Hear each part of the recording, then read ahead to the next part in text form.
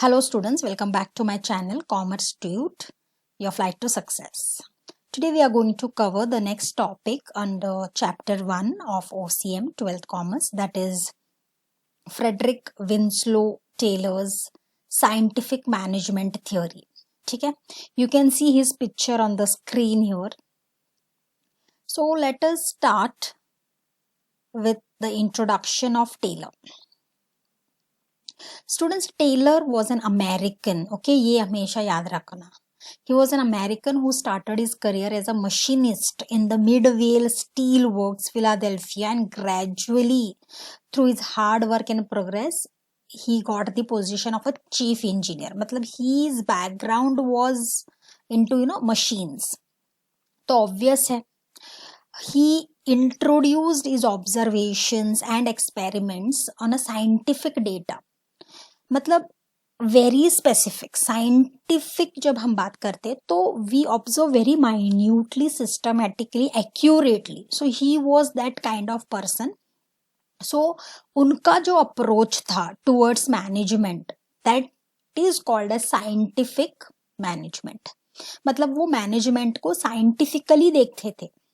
सो whatever उन्होंने contribution जो किया है in the development of management thoughts, उसके लिए उनको फादर ऑफ साइंटिफिक मैनेजमेंट भी कहते हैं. You remember this children, definitely people will ask you, I mean to say in the exams you will be asked in objectives. ठीक है, तो आगे जानते हैं उनके बारे में.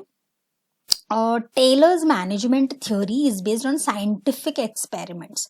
अभी मैंने आपको कहा कि वो जो भी उनकी जो थ्योरी है it is to the point, scientifically objectivity होती है उनमें. तो जो भी अप्रोच है उनका वो साइंटिफिक है, either whether it is decision making और and solving them at the same time. मतलब वो टाइम वेस्ट नहीं करना है वहां पे.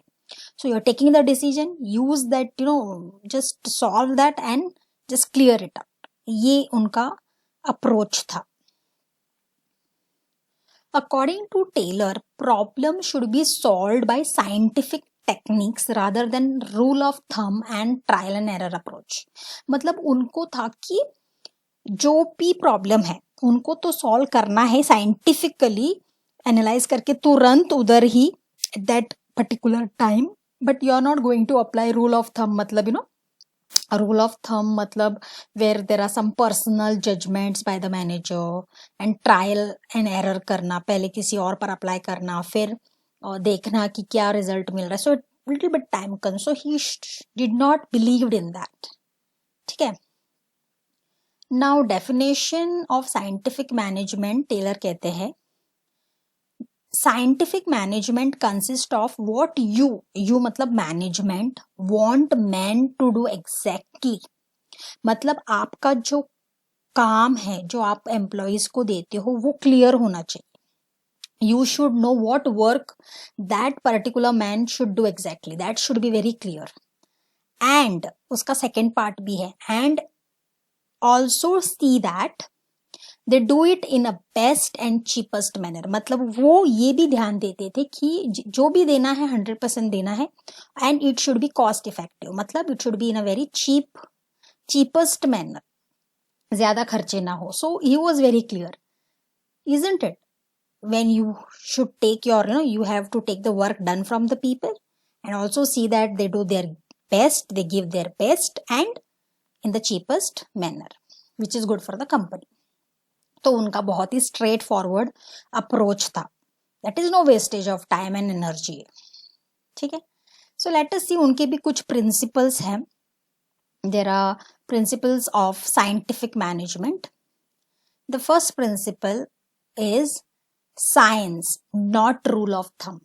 अगेन, अगर कंपनी का जो एफिशिएंसी है, that means if you want to increase the efficiency of the organisation, he is to say that you should substitute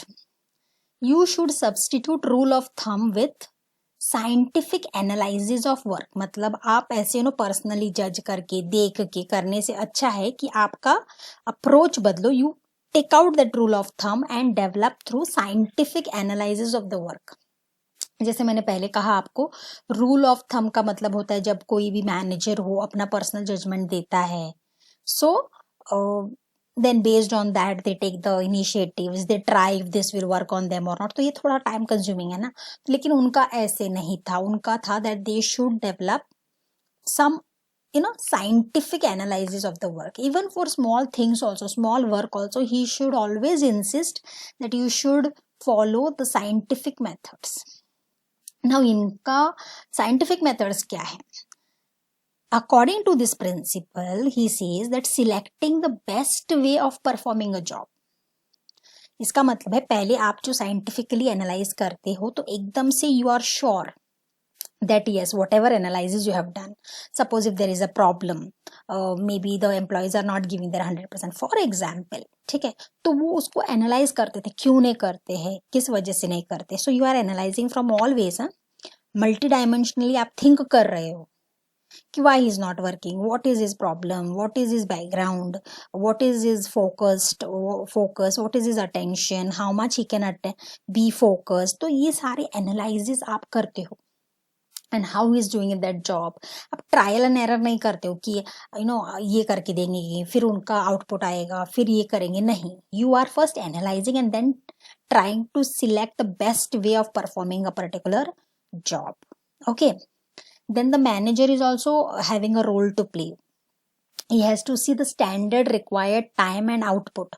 मतलब कितना टाइम लगा, स्टैंडर्ड जितना कितना टाइम चाहिए और कितना आउटपुट मिलेगा, ये सब मैनेजर को डिफाइन करना है. ठीक है, तो इससे क्या होगा, जब आप एनालिसिस करोगे और उसको अप्लाई कर दोगे, देन ये दो चीजें दो चीजों में हमको हेल्पफुल होगा. एक, it will save time for sure, and second, you will save human energy.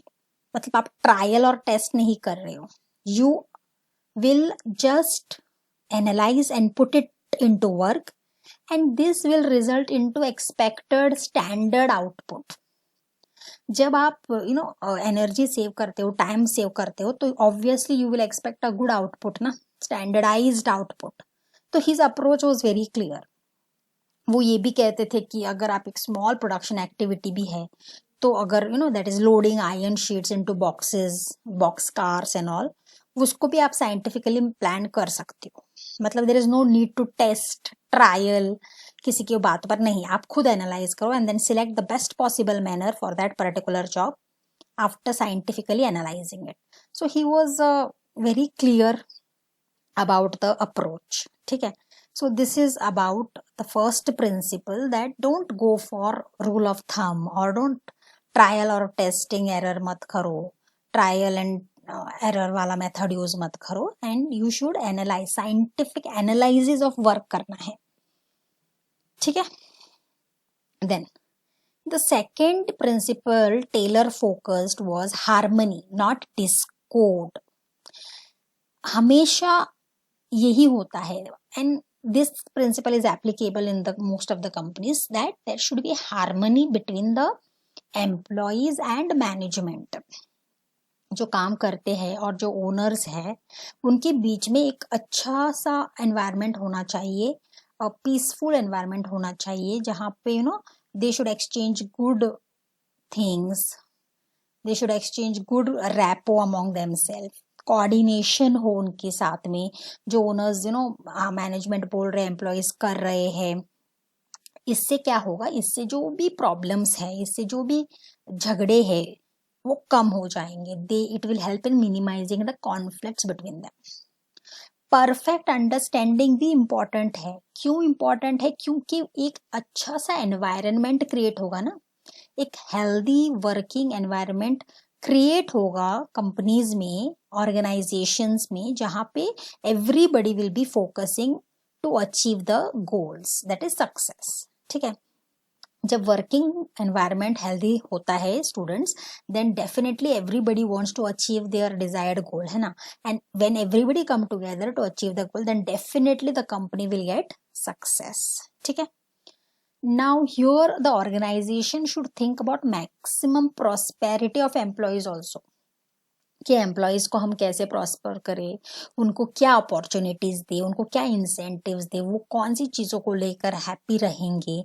So they should think from the employees point of view also. So there should be a good relation. Basically आप finally बोल सकते हो कि there should be a good relation between the management and the employees, so that they will work towards the same goal, that is success of the company.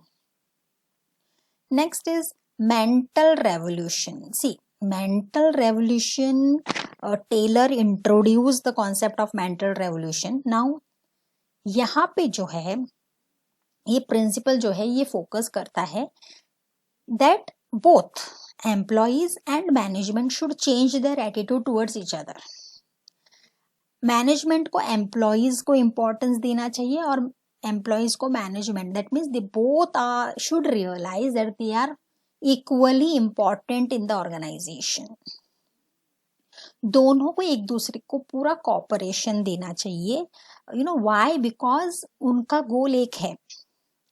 If mentally they are set कि ठीक है ये I am also an important part of an organisation and management definitely are the owners, they are the part of the, लेकिन employees को भी ये feel होना चाहिए that they are also considered. They should not feel left out.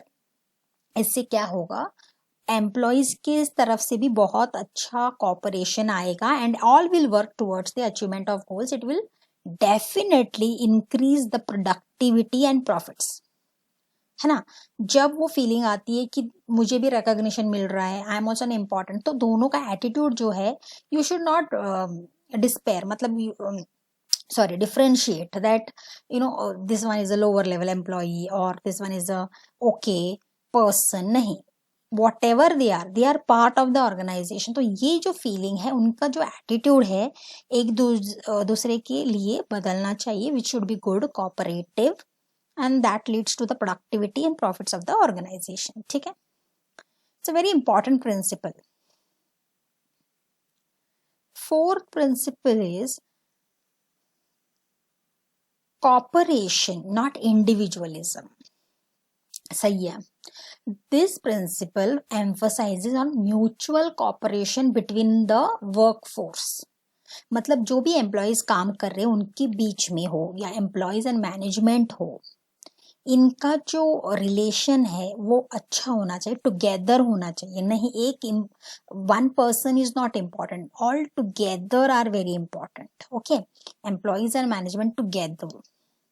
इससे क्या होगा, if they are together due to cooperation, trust, team spirit, ये जो इंटरनल कंपटीशन है वो एक हेल्दी वर्किंग एनवायरनमेंट में चेंज हो जाएगा.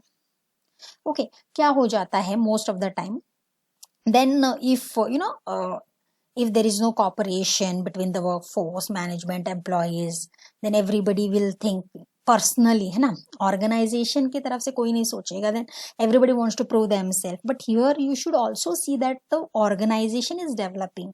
मैनेजमेंट को हमेशा जो भी सजेशंस देते हैं employees, you should accept them, consider them. और एम्प्लॉयज को ये फील करवाना चाहिए कि they are also an integral part of the organisation. ठीक है. तो इससे क्या होगा, सी I'll just give an example. If there is an organization and there are some employees, अगर आप उनको सिर्फ you are not even allowing them to talk, you're not giving them chance to express themselves, या कोई ideas उनका आप consider नहीं कर रहे हो, तो somewhere down the line उनके दिमाग में ये चलता रहेगा कि हमको कभी कुछ नहीं पूछते, and जब हमको कुछ बोलना है then also we are not entertained. तो ये वाली फीलिंग जनरेट होती है which is not good for the company. तो मैनेजमेंट का ये काम है दैट कोई भी सजेशंस देता है या एटलीस्ट आप एक्सेप्ट नहीं करते हो तो एटलीस्ट उनको चांस दो so that they can talk और express. But most of the time you should consider if it is a very good idea and always keep encouraging them. ये बहुत इंपॉर्टेंट है हर ऑर्गेनाइजेशन में. इससे क्या होगा, एम्प्लॉयज जब कंसिडर होते हैं, उनको एक फीलिंग ऑफ बिलोंगिंगनेस आती है, तो that time they don't go on strikes and कुछ डिमांड नहीं करेंगे मैनेजमेंट से. जैसे पिलर्स होते हैं, that's what employees, management, all are the important pillars. They should treat each other as two pillars of the organisation. एक बार वो मिसअंडरस्टैंडिंग एंड लेफ्ट आउट वाला जो फीलिंग होता है, अगर वो आ जाता है, then it will have a problem for the organisation. ठीक है. The fifth point is division of responsibility. Very important. Now there should be a proper division of work. This is always there. But along with proper division of work, it should be accompanied with division of responsibilities between the manager and the employees. है ना? Managers का जो काम है या उनका जो responsibility है and employees का जो है, there should be a proper division of responsibilities. Who is responsible for what? Major planning is done by the top and the middle level management authorities, whereas employees are concentrating on its execution.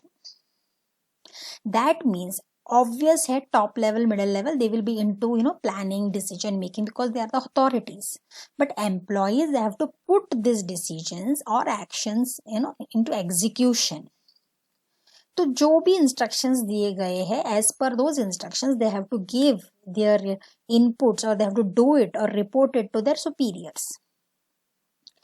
लेकिन इससे manager का काम खत्म नहीं होता है. Manager should always help, encourage and guide the employees. It is a well said thing that a person who wants others to follow him or understand him or be as a team, then the person who is leading them should always help them, encourage them and guide them. क्योंकि वो एक connection बन जाता है. Manager अगर सिर्फ उनको only to the point बात करेगा, and then there will be no connection. So the manager should always try to take the employees into confidence and try to always talk to them, help them, encourage them how to give 100% to the company. तो इससे क्या होगा? The performance will improve. Both the ways, that is the managers as well as employees, दोनों का performance increase होगा, which will be very good for the company in fact. है ना? And then the sixth point which we are going to cover is development of employer and employees for greater efficiency and maximum prosperity. ये बहुत important principle है students. Now ये बात तो clear है कि अगर कंपनी का ग्रोथ होता है या परफॉर्मेंस होता है, ये किस पर डिपेंड होता है? ये knowledge, skill, expertise, capabilities of the employees. सही है ना? अगर वो स्किल्ड नहीं है, कैपेबल नहीं है, उनको अगर आप काम देते हो तो कंपनी का को तो कुछ होने वाला नहीं है. लेकिन along with this, if those people who are employed in the organization, you should keep some training and development programs to the employees whenever required. ये बहुत असेंशियल है. ये दो चीजों के लिए बहुत असेंशियल है. One, you are upgrading the knowledge. Second, you are training them in that area so that they will give their 100%. So they are aware what is happening around, और जो भी somewhere in they are having some gaps, they can fill it. कहीं ना कहीं कुछ तो loop holes होते हैं तो उनको वो कवर कर सकते हैं. सो ये जो ट्रेनिंग प्रोग्राम्स और ये जो भी होता है, कंपनी जो रखती है एम्प्लॉयज के लिए, which ultimately affects the profitability of the organisation. इससे क्या होता है? एक तो आपने प्रोग्राम्स रखा, उनको ट्रेनिंग दी, उनका एफिशिएंसी बढ़ाया, उनको पूरा नॉलेज दिया, अपग्रेड कर दिया, तो ये कंपनी के लिए अच्छा है, because they will put that knowledge into their work. They will get more efficiency and maximum prosperity. अगर एम्प्लॉयज को मिलती है तो definitely they will give 100% to the organisation, है ना? So it is like give and take. How much you invest in the employees, that much they will give you more output to the organisation. So this is how they are going to increase their efficiency and invite more prosperity. ठीक है? So students, that's it. In this video we have completed Taylor's principles. So if the concepts are clear, kindly like, share and subscribe. We will continue the remaining topics in the next video. Thank you so much students. Thank you.